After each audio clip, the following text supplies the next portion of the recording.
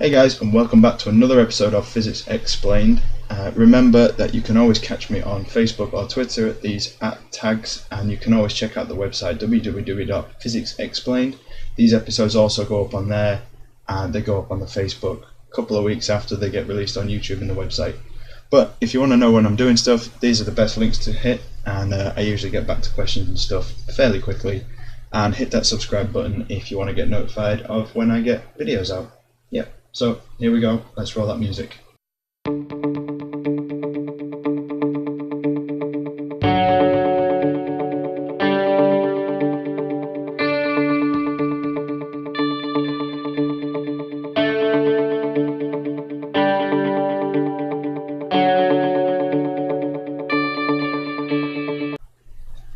So as promised guys, today we are looking at Newton's laws of motion.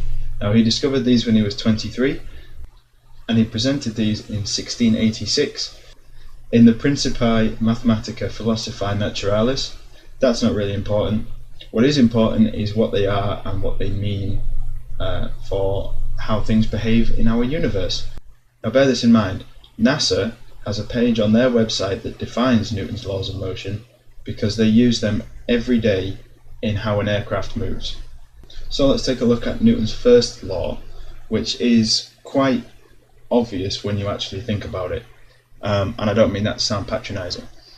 Newton's first law states every object will remain in a uniform state of motion or at rest unless acted upon by an external force. Now what does that mean? Let's get drawing. You may have seen diagrams like these before. These are called force diagrams, and what they are is rough drawings of objects with their various forces acting upon them. So let's look at this one first. This one is not moving. It's entirely stationary, some object of mass, entirely stationary. Now, because it has mass, there is a gravitational force downwards. We call this the weight force. So, labelled it FW, force weight. We call this force the reaction force, labelled FR, and this force is exactly equal to the weight of the object, which is the mass of the object times little g, which is the gravitational field strength in our planet, which if you're interested is 9.8 meters per second per second. As long as these two forces balance, the object won't fall through the floor and the object remains in a constant state of motion. This object here is in exactly the same situation as the first object. In this case though, the object is already moving. So again, we have the weight of force downwards and the reaction force upwards, keeping it on the same level.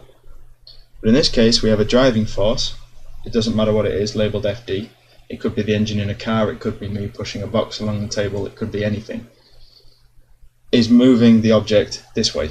But because the object is in a constant state of motion, there must be some friction force or air resistance or some resistive force in the opposite direction, keeping this object at a constant speed. We label this F_r for resistive force. The final diagram we have, again, we have the weight downwards of the mass of the object times the gravitational field, and again we have the reactive force keeping the object on the same level. In this case though, the driving force is much greater than the resistive force. This means the object must be accelerating this way.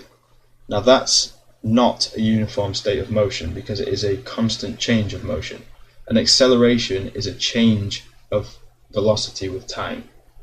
Newton's second law is the one that everybody knows. It's F equals ma.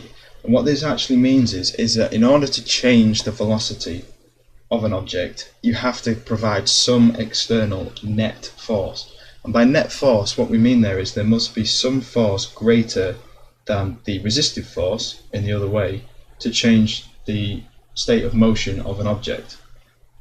Newton discovered that this force is proportional to the acceleration, and in such a way that the force is the scalar vector product of mass and acceleration.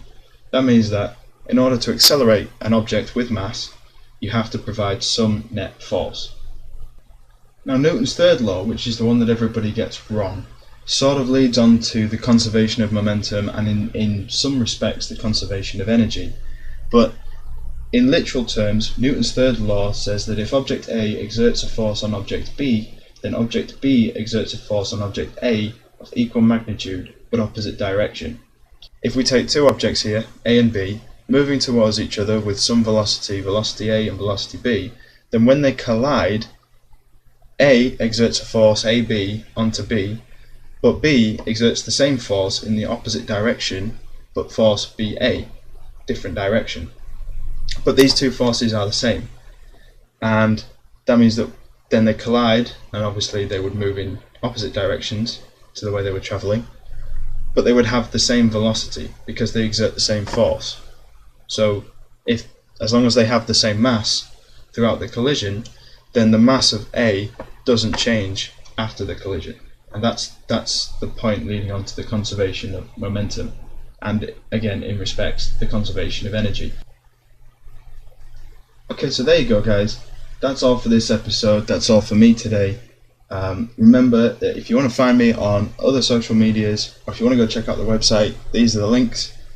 Both Facebook and Twitter are both at Physics Explained. Twitter's a little bit different the way it works, it's at Twitter's a little bit different the way it works, it's at symbols. But yeah, the website www.physicsexplained.co.uk, and remember you can always hit that subscribe button and it should send you notifications every time I publish a video. Yeah, that's all for me. Thanks for watching.